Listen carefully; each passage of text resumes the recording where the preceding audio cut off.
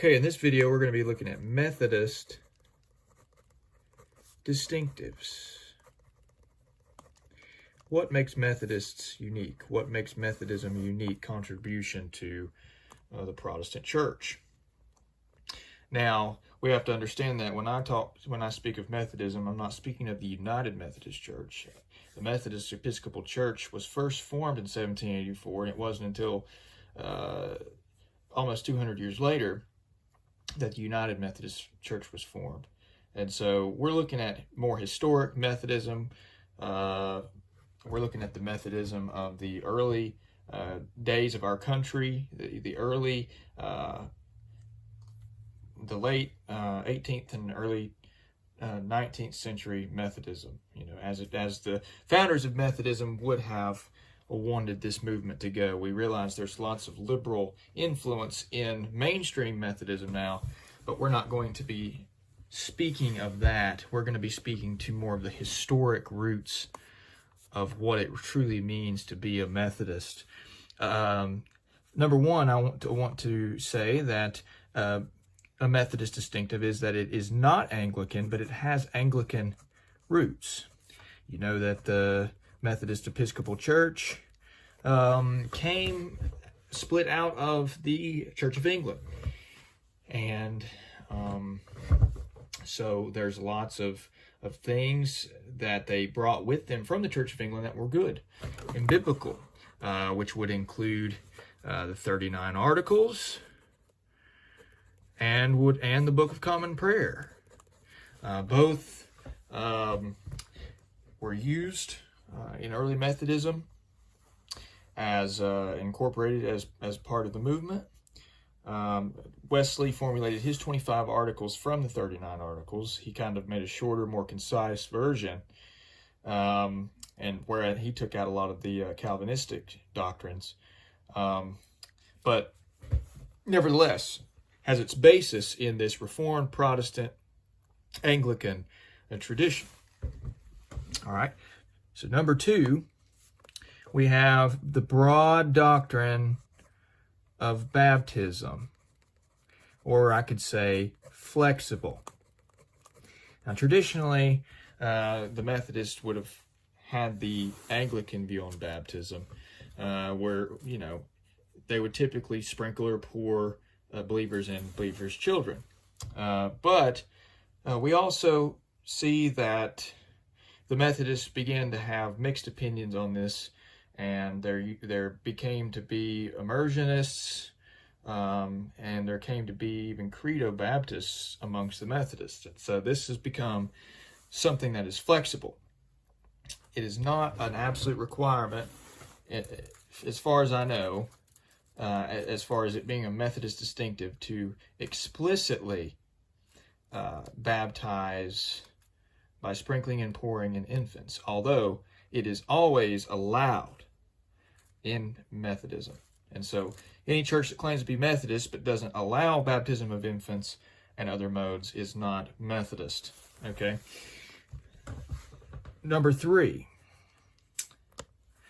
Arminians and Calvinists coexist. All right, we see this in early Methodism with George Whitefield and John Wesley, two of the major founders of the Methodist movement. Whitefield was a 5-point Calvinist. He was very outspoken about it, as was John Wesley was outspoken about his Arminianism, and they went back and forth on this, and so they had their followings. But they both had their start in the Methodist Society. Charles Wesley had some more Calvinistic leanings because the 39 Articles are Calvinistic. And so we could say that the Arminian Methodists, or the Wesleyans, did kind of depart from the 39 Articles, but they still kept enough fundamental truth in there to where we cannot say that they departed from the gospel. They still believe in the fundamentals of the gospel. Okay. I would say that another one would be frequent communion. I don't know that this is exclusively a Methodist distinctive, but it would definitely distinguish them from Baptists and other evangelicals. Traditionally, Methodists have believed that communion or the Lord's Supper is something that should be done very often.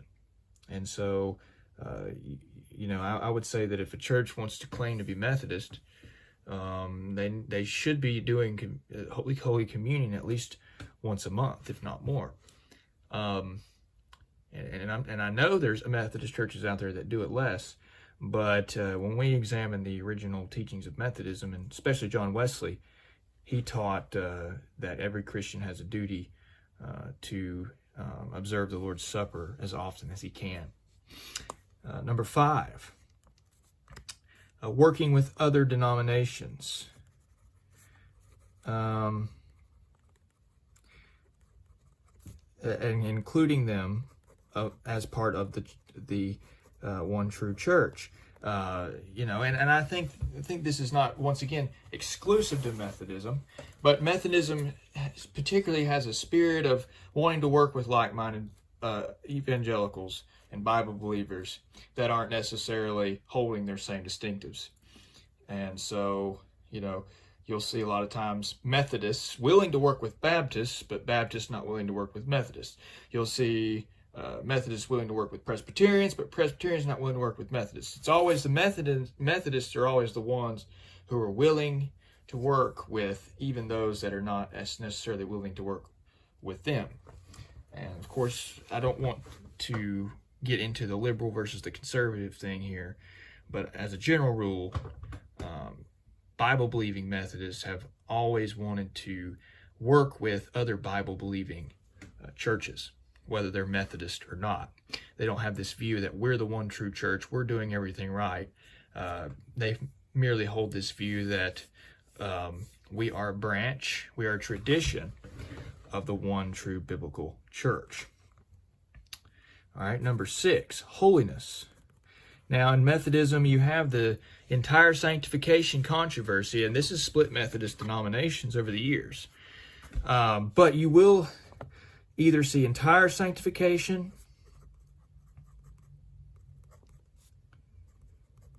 or progressive sanctification. You will see one or the other. You will see an emphasis on holiness. Okay, holiness is very important to the early Methodists. All right. 7, not as strict on images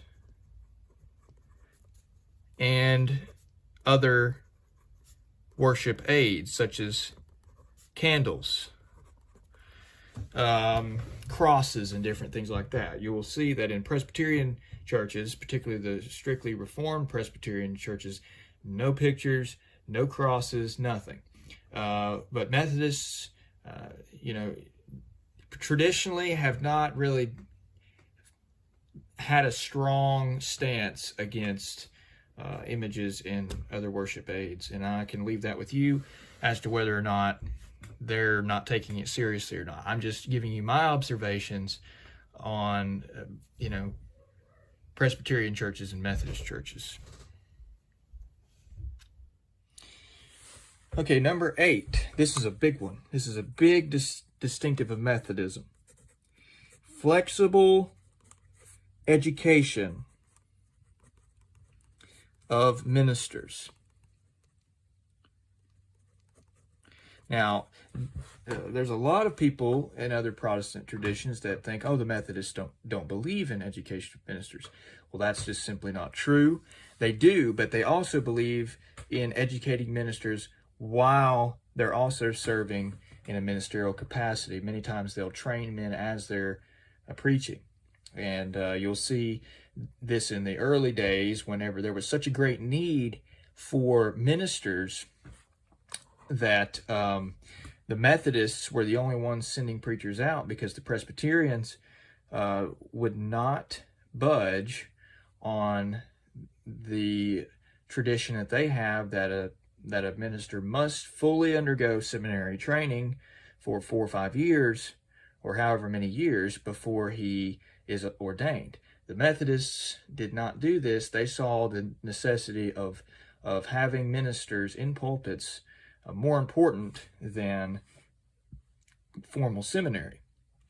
And so many times they would educate men, and still to this day, as they're fulfilling the needs of the church. So this is a big difference here, and I don't know of any other Protestant denomination other than the Baptists that are willing to allow men in the pulpit who have not been to formal seminary, but may have been trained other ways. I think there are some exceptions in Presbyterianism, but very, very rare. But this to me has a lot of good things going for it, because, you know, when there's a need, and we know God equips men and for the task that He has ordained for them. But we also have to be careful to make sure that even men who don't have a formal seminary education still know enough doctrine as to fulfill the qualifications of a bishop. Okay, so there's a happy medium to be had there, but that is one of the major distinctives, I would say, of the Methodist movement. Number 9, can administer sacraments under authority of an elder without being an elder theirself. So someone who's a lay minister or just a licensed minister, and he may not be fully ordained yet, he may still be in his training, but if the bishop or the district superintendent gives him the authority to administer the sacraments, he is able to do so. And so you don't have, you know, people waiting on an ordained man to come by, and that's very, very necessary in some of these situations. All right, number 10, Episcopal government. I can't write. Let's see. Government. That's always a word that I struggle with. Episcopal government with some congregational flavor. Okay? So Episcopal government with some congregational flavors. Now, there might be some Methodist churches out there that are elder-led, but that's not typical. Typically, their denominations are structured with district superintendents, with a general superintendent, district superintendent, and bishops, or, there's a structure there, more of an Episcopal style structure. Okay, there's no archbishops in Methodism, but there is a general superintendent or a general bishop, and then there's the bishops of each district, and then under those bishops or superintendents, there are the local pastors and deacons and so forth. Okay, number 11, societies. We look at the early Methodist movement, that it started with the Holy Club with John Wesley and George Whitefield and his brother and a few others at Oxford. And so we see that being something that the Methodists continue to do. Methodist men, Methodist women, these different societies within the church, small groups. And that's a Methodist distinctive. And churches that have started doing that have adopted that for Methodism, I would imagine. And so you see that in Methodism. Number 12, circuits. Now, this is another Methodist distinctive that is very well known throughout the history of our nation. You know, many of those churches, many of those communities were established on the frontier, and they did not have the money, nor did they have the ability to call a man to be their pastor that lived around there. So there would be pastors and ministers and preachers that would travel on horseback a certain area, and they would ride that circuit every Lord's Day or every few days and hit these different churches at different times and preached the gospel, administered the sacraments, and so forth. And so you kind of had churches under the authority of more than one preacher. Okay, so that is, and these circuit riders, they were very, very tough men. You know, they were tender in their Christianity, but they went through a lot. They were exposed to the weather. You know, they had a hard life. Many of them had a very short lifespan. It was very, very hard call to be a circuit rider. But we thank the Lord for the circuit riders. And even today, Methodism continues this by having different service times that make it, for smaller congregations, that make it possible for one preacher to hold services in all of the churches on his circuit, you know, whether it's 2 churches, 3 churches, whatever. So enough about that. Number 13, practical Christianity. Practical Christianity. Okay, there is not a movement out there within Protestantism that has put more hands to the theology of Christ than the Methodists.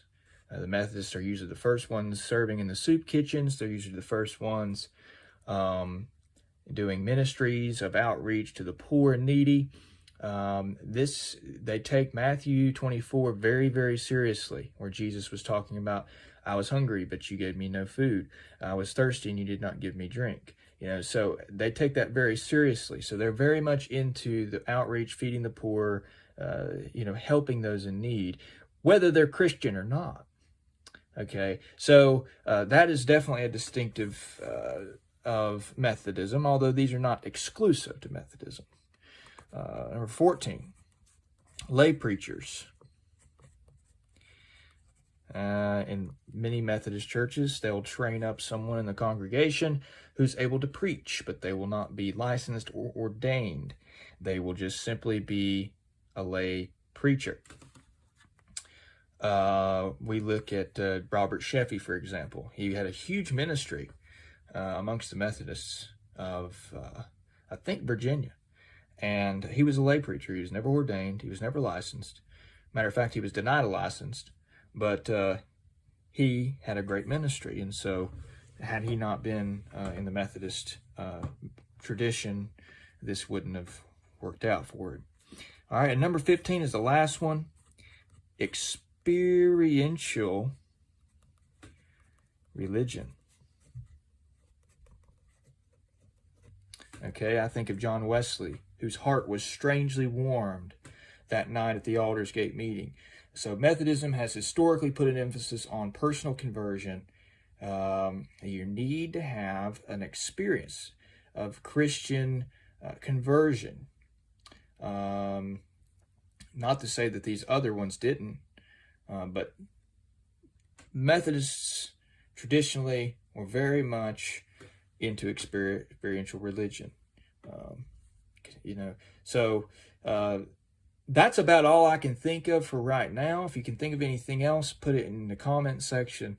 But these are what comes to my mind as Methodist distinctives. Now, once again, this is historic biblical Methodism, not, you know, these deviations that we see today that don't really bear the marks of the original. Yeah. God bless you and have a great day.